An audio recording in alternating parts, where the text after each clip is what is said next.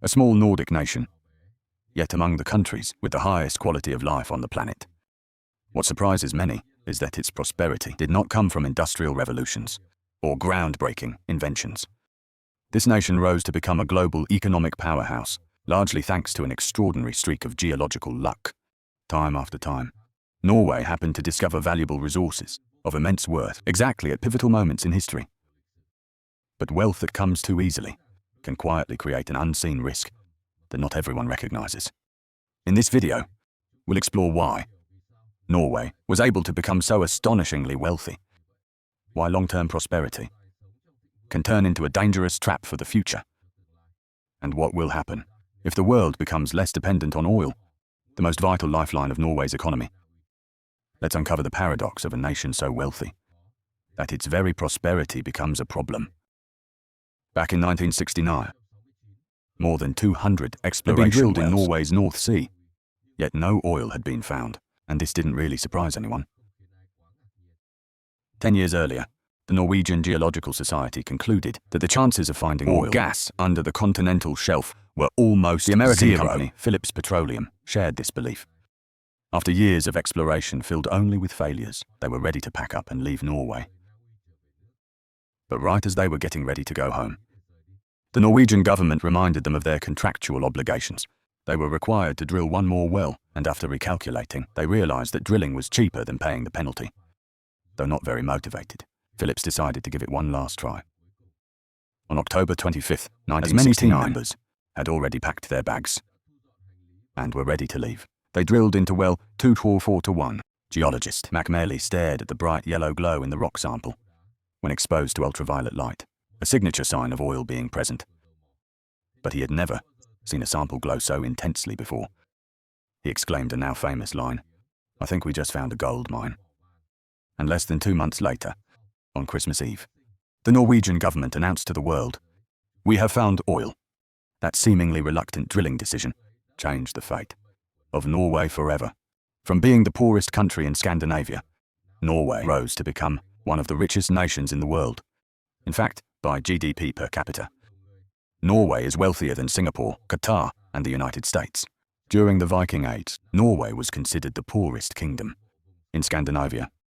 Even by the mid-19th century, its economy still relied mainly on agriculture, timber, fishing, and later maritime shipping. Even after industrialization, Norway remained the poorest country in Scandinavia. In 1960, its GDP per capita was still lower than Denmark and Sweden. But by the year 2024, everything had changed. Norway now leads the entire region. So what happened over those 50 years? The answer is oil. But to understand where the story began, we need to go back another decade. Because this story didn't start in Norway, it started in the Netherlands. In 1959, the Netherlands discovered a massive gas field, one of the largest in the world. This discovery sent shockwaves across the North Sea and kicked off a domino effect that would reshape Norway's future. And the first country to react wasn't Norway. It was the United Kingdom. Once Britain saw what the Dutch had found, they immediately shifted focus. After gradually losing the wealth of their former empire, the British were desperate for a new opportunity. They rushed to secure their share of the North Sea by speeding up maritime boundary agreements with neighbouring countries as soon as possible to make sure they could claim a piece of this new liquid gold. After years of decline without imperial wealth, Britain was hungry for a new opportunity. They quickly pushed to secure their share of the North Sea, racing to finalise maritime borders with neighbouring nations as soon as possible to ensure they could access this new liquid gold. But while the British were rushing ahead, Norway wasn't even sure whether there was much oil out there. Their geologists had previously insisted that the chances of finding oil were very low. Fortunately, thanks to strong British pressure, in 1965, Denmark, the UK, and Norway reached an agreement to divide the continental shelf based on the median line principle, drawing lines equidistant from each country's coastline. The British were thrilled and immediately prepared for exploration drilling, while Norway, unknowingly and luckily, signed one of the most important agreements in its entire history. But there was still a major problem. Norway didn't know how to drill oil. In reality, Norway had almost no capability to extract any major resource, so they did what they had done decades earlier with hydropower. They relied on foreign companies But before partnering, they established a legal framework to ensure Norway would still benefit and retain control over its resources. Companies were allowed to extract and profit, but the state remained the ultimate owner of the resources and collected royalties and taxes. However, up until this point, no oil had been discovered, even though there had been a few moments when success seemed close.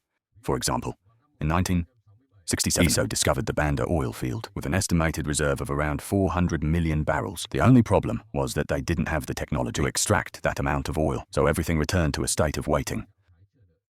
Foreign companies continued exploring Norway's waters, drilling one well after another, but they failed every time.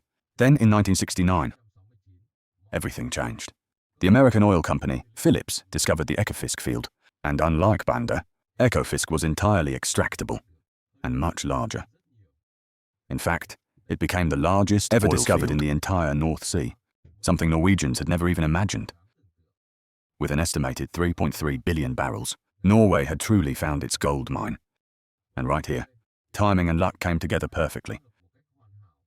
The boundary agreement with the UK and Denmark suddenly became extremely valuable because, as the map shows, the Ekofisk field lies almost equidistant from all three countries. Luck was clearly on Norway's side. And unbelievably, that lucky streak continued for many years. They went on to discover Statfjord with another 2.6 billion barrels, then Gullfaks with 2.1 billion, followed by Oseberg with 1.2 billion barrels, and then in 1979, the Troll field was discovered. Although it held a large amount of oil, its natural gas reserves were far more abundant. To this day, Troll still contributes around 40% of Norway's total natural gas and is one of the largest gas fields in the world. In total, Norway owns over 5 billion barrels of oil and 65 billion cubic feet. But looking at it this way isn't the best way to understand the data. Let's look at this chart. It shows the amount of oil and natural gas exported by countries. In the year 2022, as you can see, Norway ranks 8th in oil exports and 4th in natural gas exports. These numbers are impressive, but they are not the highest. However, if you look at it per capita, everything changes, because remember, Norway is a very small country. When viewed per capita, Norway is the second largest exporter of oil in the world and also the second largest exporter of natural gas. Converted into value, this equals more than 20,000 per person per year. Moreover, among the 10 biggest natural gas exporters per capita, only 4 have strong democratic systems. And among the top 10 oil exporters, that number is only 2. This means that Norway is not only lucky to possess vast fossil resources, but also belongs to the rare group of countries that enjoy this natural gift while maintaining a stable democracy and extremely low corruption. As a result, all citizens benefit from oil and gas, so it's no surprise that Norway enjoys such a high standard of living. But the question is, what will they do with all that money? Over time, Norway gradually shifted most of its oil and gas sector toward a state-controlled model. The state-owned oil company, Statoil, now renamed Equinor, is responsible for 70% of the nation's total oil and gas output. Yes, not only do they control most of the industry and receive the dividends, not only did they take control of most of the oil and gas industry and collect dividends, the Norwegian government also imposed extremely high oil taxes, reaching up to 72%. Yes, you heard that right. So what is all this enormous amount of money used for? The revenue from taxes and dividends is transferred into the government pension fund, commonly known as the Oil Fund, managed by Norges Investment Management. From there, the government can withdraw a portion of the money to support budget spending, while ensuring enough resources remain for future generations.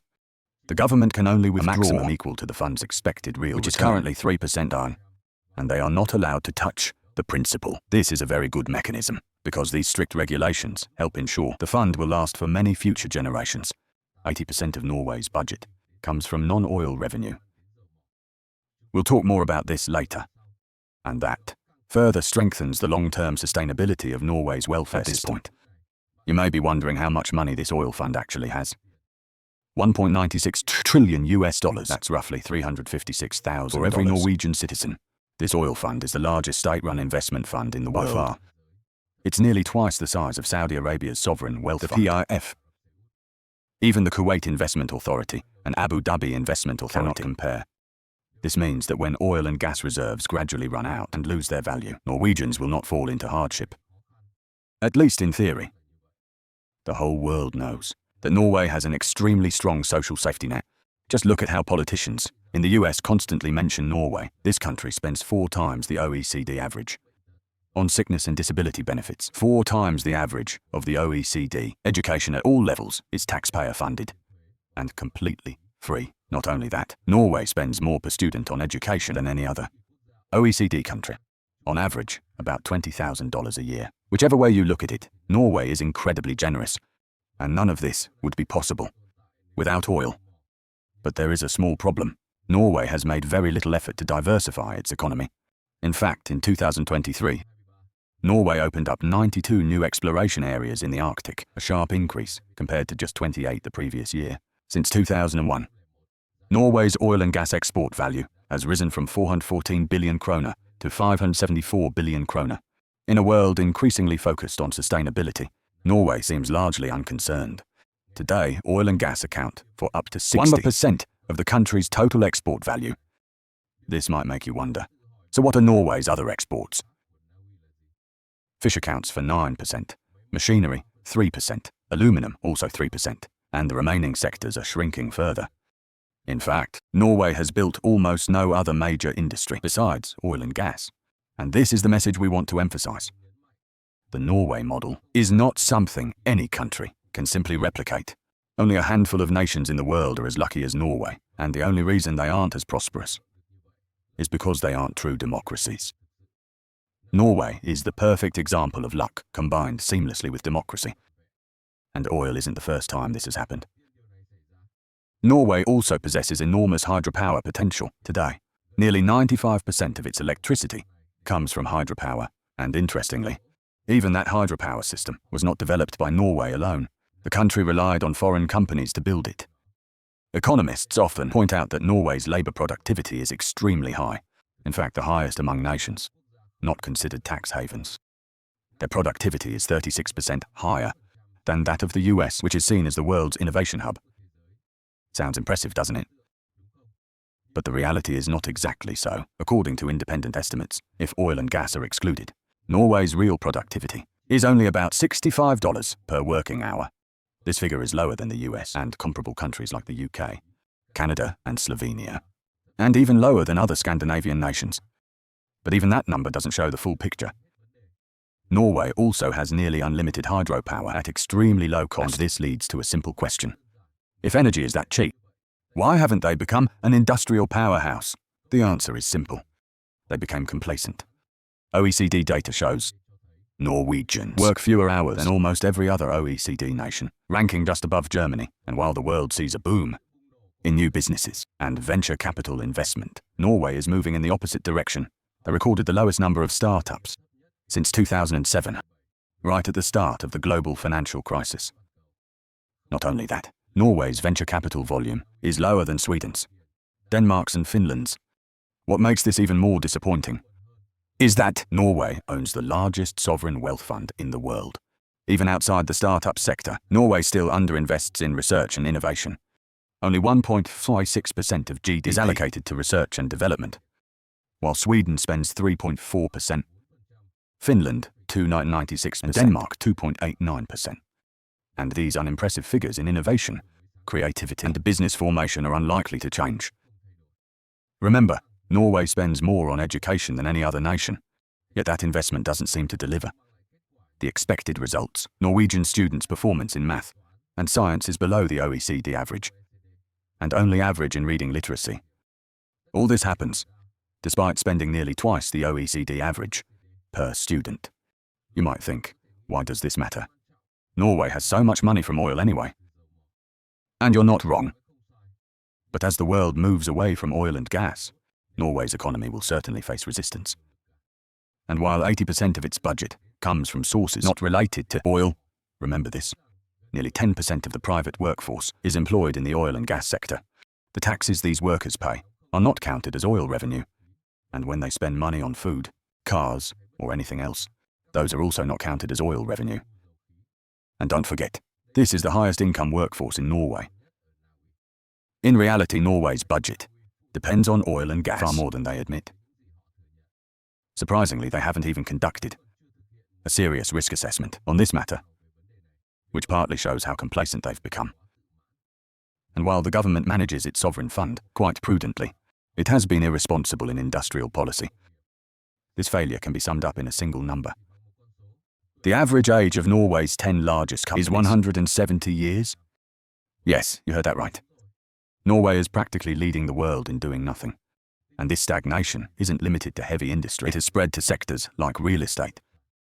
The number of new homes built in Norway has steadily fallen each year since 2016, while housing prices have risen by 56%. And unlike many major cities worldwide where prices soar due to international capital inflows, that isn't the reason in Norway. In fact, Norway's population over the past decade has grown by just 6%, while countries like Australia and Canada have doubled that rate. Many studies propose theories on why Norway has fallen into a severe housing crisis, but we believe we know the answer. Norwegian taxes impose very high value-added taxes, along with very high personal income taxes, a very high corporate and very high corporate income taxes. Sales tax. In other words, almost everything is heavily taxed, except for one single thing, selling the house you live in. So think about it. If the government imposes extremely high taxes on everything and there are no attractive industries to invest in, but they don't tax the profit from selling your primary home, where do you think people will put their money? That's right, real estate. And if this continues long enough, while the number of new homes being built barely increases, what do you think will happen to housing prices? Of course, they will keep rising. And as you can guess, what will happen to household debt? It has skyrocketed to more than 200%, the highest in the world. Norway doesn't seem particularly concerned because at the moment, they're practically living in a state that feels like they can create infinite money. But when the economy finally slows down and Norway realizes that they need a new direction, what will happen next? Surprisingly, Norway believes they already have an escape route, and it has nothing to do with working harder or increasing productivity. Their plan is to keep digging deeper and sell even more resources. Because right now, Norway appears to possess the largest phosphate reserves on the planet. That's right, just when you think their luck has peaked. They discover yet another massive resource deposit, with an estimated reserve of 70 billion tons. That's nearly 50% more than Morocco, the country with the second largest phosphate reserves in the world, and early estimates suggest this deposit could be worth over $12 trillion, just like with oil. Geologists did not predict this discovery at all. And just like oil, the timing couldn't be more perfect. Phosphate is a critical material for EV batteries, solar panels, and fertilizers. But unfortunately in this case, only about 2 billion tons are actually mineable, bringing the potential value down from $12 trillion to around $350 billion. And even if Norway develops the technology to extract more, many Norwegians still oppose the idea. For decades, the country became wealthy by exporting oil, a fossil fuel that the world is trying hard to move away from. As a nation proud of its green, clean, and climate-friendly image, this contradiction is becoming harder and harder for citizens to ignore. Perhaps the guilt of becoming rich from oil is finally catching up with them. In addition, the Socialist Left Party blocked the approval of new mining licenses in the year 2025 as part of a political agreement in support of the national budget. In other words, Norway is far from unified on this issue, and unlike oil, developing this new resource will not receive unanimous support from the people. The road ahead will not be easy. And if Norway cannot continue relying on another wave of resources, then perhaps they will finally have to return to depending on real economic effort, instead of relying on wealth pooled from underground. People around the world still view Norway as a model economy worth following. But the truth is simple. Every nation must make the most of what it has. And Norway was blessed with almost everything. They have abundant fish reserves, enough to feed generations of citizens. They possess a river network, capable of producing nearly all of their electricity through cheap, clean hydropower. They have oil and gas reserves, larger than almost any other country in the world. And as if that luck weren't enough, they then discovered that they also held the largest phosphate reserves on Earth. But above all of that extraordinary luck, Norway is playing a very risky game. Instead of using its enormous resources to build real industries and strengthen long-term competitiveness, the country relies mainly on its massive sovereign fund and lives comfortably off the returns. Yet, Norwegian students are slipping in academic performance. Recent PISA results show declines in math, science, and reading scores, putting Norway below the OECD average in these key subjects. A surprising outcome, especially given that Norway spends nearly $20,000 per student each year, one of the highest education investments in the world, spending more but achieving less. is a clear sign that learning quality is declining. Norway's workforce is also losing motivation. OECD data shows that Norwegians work fewer hours than almost every country in the organization, ranking just above Germany. A generous welfare system and low competition have quietly reduced pressure to maintain productivity. Norway's industries are becoming increasingly complacent. Very few new industrial companies emerge, indicating that innovation is slowly stagnating. And as oil gradually loses its global importance, forward-thinking Norwegians have begun to question the country's future if they fail to adapt. But until then, while many nations struggle with austerity and inflation, Norway continues to make money from oil with ease. Today, Norway remains one of the most prosperous and peaceful countries on earth. High incomes, strong welfare systems, clean energy, low costs, and the largest sovereign fund on the planet. And yet beneath all that success lies an uncomfortable truth. Norway relies more on natural luck than on human-created strength. And if the world continues moving away from oil, Norway may soon challenges it has not experienced in decades. Sooner or later, the country will have to choose between building genuine competitiveness or continuing to rely on the comfort of past discoveries and accept the risk of gradual decline. Norway's story reminds us that wealth is not a destination, but a responsibility. No nation can stay at the top forever if it remains still. If you found this video helpful, don't forget to like, subscribe to Prosperity and share it with anyone interested in economics and global affairs. Thank you for watching, and see you in the next video.